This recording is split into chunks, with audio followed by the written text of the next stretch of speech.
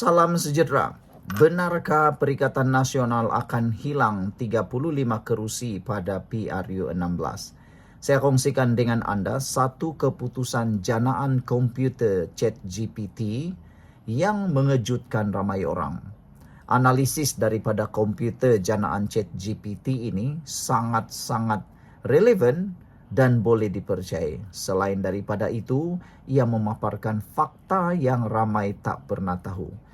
Jadi bagi anda yang berminat mahu tahu apa sebab 35 kerusi Perikatan Nasional ini bakal hilang dan dirampas oleh Kerajaan Perpaduan, ikuti terus ulasan ini kerana ianya akan membuka mata hati anda untuk mengetahui sejauh mana hayat Perikatan Nasional, sejauh mana Perikatan Nasional mampu bertahan dalam PRU16, lebih-lebih lagi dalam kerjasama yang makin kuat dalam Kerajaan Perpaduan pimpinan Barisan Nasional Pakatan Harapan Anwar Ibrahim.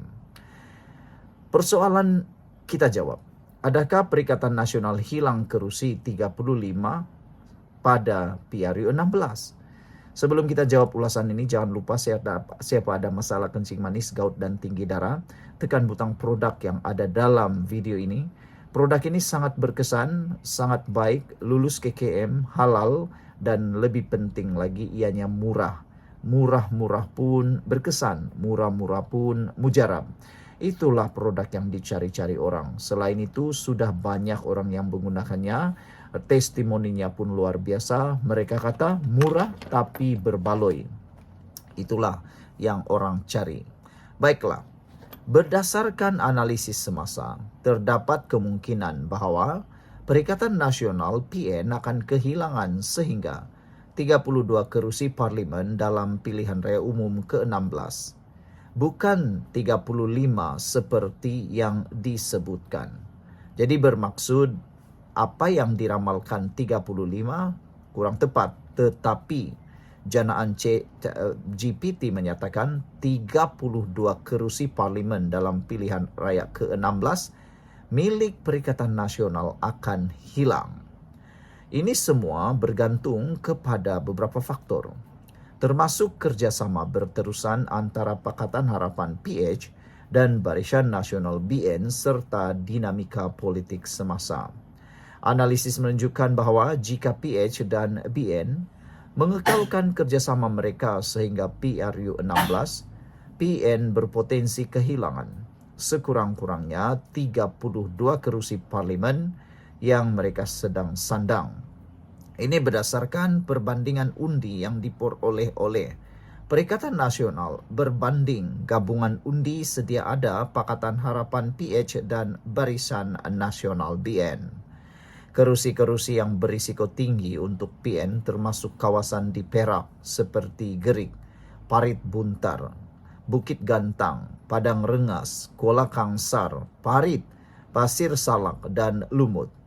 Selain itu, kawasan di Pahang seperti Jerantut, Indrah Mahkota, Kuantan, Maran, Kuala Krau, Temerloh dan Rompin serta kawasan di Selangor seperti Serbak Bernam, Sungai Besar, Hulu Selangor, Tanjung Karang, Kapar dan Kuala Langat juga disebut sebagai berisiko. Walau bagaimanapun, ini hanyalah ramalan berdasarkan situasi politik semasa dan boleh berubah bergantung kepada perkembangan politik akan datang, termasuk strategi PN, perubahan dalam kerjasama politik dan sentimen pengundi menjelang PRU16. Saudara-saudara sekalian, dengan adanya ramalan yang begini tepat daripada ChatGPT, diramalkan oleh banyak penganalisis politik bahawa Perikatan Nasional akan berusaha memikat sepikat-pikatnya dengan pemikat yang paling hebat. Mereka mahu memikat UMNO sekali lagi. Hanya memikat UMNO Barisan Nasional jalan keluar kepada Perikatan Nasional untuk mempertahankan 32 kerusi yang berisiko dirampas oleh Kerajaan Perpaduan jika kerjasama ini diteruskan. Dan ramai yang menjangkakan kerjasama antara Anwar Ibrahim dan juga Zahid Hamidi akan kekal lebih lama lagi. Sebelum kita teruskan, jangan lupa tinggalkan komen Anda. Terima kasih kerana menonton dan jangan lupa tinggalkan komen. Kita jumpa lagi. Salam sejahtera, terima kasih kerana bersama dengan saya di Nazilin Unity Channel. Hari ini saya kongsikan kepada Anda satu soalan dan satu jawaban. Soalannya ialah, adakah Muhyiddin akan jadi Perdana Menteri semula? Itu soalan yang mudah untuk menjawab. Keadaan politik sekarang yang tiba-tiba Muhyiddin kata, satu pengakuan yang luar biasa, yang mana Muhyiddin kata itu dulu sekarang lain. Berkaitan dengan saya Melayu dulu, baru Malaysia tak penting lagi. Keinginan Muhyiddin untuk menjadi kerajaan semula sangatlah kuat setakat ini dan sekarang ini. Persoalan paling penting sekali lagi, adakah Muhyiddin akan jadi Perdana Menteri semula?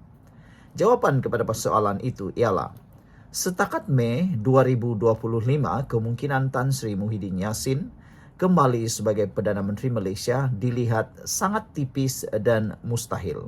Ini berdasarkan beberapa faktor utama yang akan saya kongsikan sebentar lagi. Sebelum kita teruskan ulasan ini, siapa yang ada masalah gout, kencing manis dan tinggi darah, jangan lupa tekan butang produk yang ada dalam video ini, kerana produk ini sangat terbukti berkesan dan membantu hidup. Ramai orang sudah menggunakannya, lulus KKM, halal dan paling bagus, ianya murah. Cepat beli selagi stok masih ada. Tekan butang produk dalam video ini. Baiklah, saudara. Faktor-faktor yang menyebabkan Muhyiddin hampir mustahil dan tipis menjadi Perdana Menteri ialah, nombor 1, isu perundangan dan kes Mahkamah Muhyiddin. Seperti yang kita semua tahu, Muhyiddin sedang menghadapi beberapa pertuduhan di mahkamah, termasuk kes salah guna jawatan dan pengubahan wang haram berkaitan program Jana Wibawa. Perbicaraan kes ini dijadualkan bermula pada 17 September tahun 2025. Selain itu, beliau juga berdepan pertuduhan menghasut dengan sebutan semula kes ditetapkan pada 15 Januari 2025. Situasi ini menjejaskan kredibiliti beliau sebagai calon Perdana Menteri. Itu faktor nomor 2. Nomor 1. Faktor nomor 2 yang menyebabkan Muhyiddin tipis menjadi Perdana Menteri lagi ialah kerana dinamika politik semasa. Walaupun Perikatan Nasional PN yang dipimpin oleh Muhyiddin Yassin menyatakan kesediaan untuk menjadi kerajaan alternatif dan dianggap sebagai kerajaan menanti, kerajaan menunggu, tiada petunjuk kukuh bahawa mereka mempunyai sokongan majoriti di Parlimen. Tambahan pula kenyataan Muhyiddin bahawa sebarang perubahan kerajaan perlu melalui proses demokrasi menamatkan spekulasi mengenai usaha tebuk atap atau rampasan kuasa. Perbuatan tebuk atap akan menyebabkan negara akan huru-hara. Rampasan kuasa akan menyebabkan orang bukan menjadi suka dengan Perikatan Nasional. Suka dengan Muhyiddin, akan lebih ramai orang membenci Perikatan Nasional kalau usaha tebuk atap dan rampasan kuasa diadakan lagi. Faktor ketiga, kritikan dan persepsi awam. Beberapa pemimpin politik mengkritik hasrat Muhyiddin untuk kembali sebagai Perdana Menteri. Antara Ahli Majlis Kerja Tertinggi UMNO, MKT UMNO, Datuk Puat Zarkasi, menasihati Muhyiddin agar menyelesaikan dahulu kes-kes mahkamahnya sebelum bercita-cita menjadi Perdana Menteri semula. Selain itu, kenyataan Muhyiddin yang berubah daripada Melayu dahulu kepada Malaysia dahulu menimbulkan persoalan mengenai konsistensi prinsip beliau. Ada yang mengatakan bahawa ada yang malu dengan prinsip Muhyiddin.